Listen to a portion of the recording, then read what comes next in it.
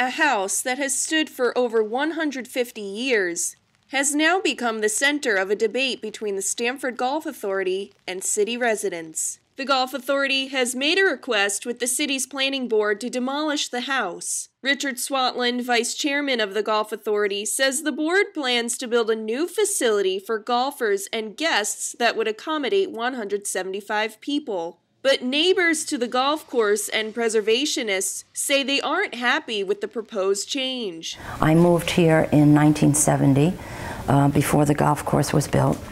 And it's just a very beautiful venue to drive up and see. It's in keeping with all the other homes here in the neighborhood.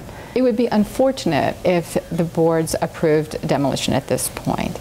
I mean, Stamford would definitely be losing an iconic building on Newfield Avenue, one that's been part of the landscape there for many years. In 1985, Swatland says there was a fire that destroyed half of the building, which has been rebuilt using non-historic materials such as vinyl siding and new windows. Even though he says the new look of the building would match the current structure, Reeder says it would lose its historic value. To replace it with a building that's more commercial in nature would also be inconsistent with the nature of the Sterling Farms complex. I mean, after all, it's called Sterling Farms because it was previously a farm.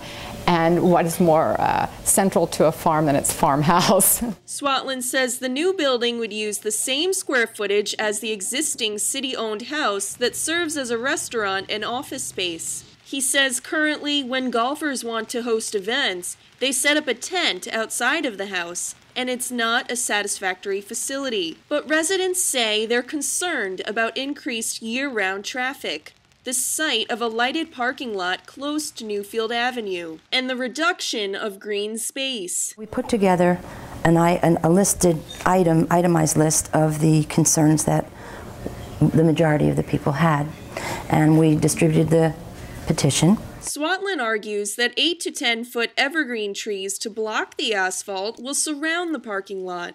He also says they will install low lighting at the lot and the playground will still exist. The Golf Authority will pay for the new building, which means no cost to the city, but some say they're worried about the Golf Authority's expenses. There's a financial risk involved in the proposal that's being made by the Golf Authority.